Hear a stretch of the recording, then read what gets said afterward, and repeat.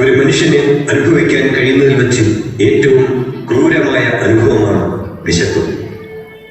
ഒന്ന് കണ്ണു തുറന്നു നോക്കിയാൽ ഇപ്പോഴും പട്ടിണി അനുഭവിക്കുന്നവരെ നമുക്ക് ചുറ്റും കാണാൻ കഴിയും.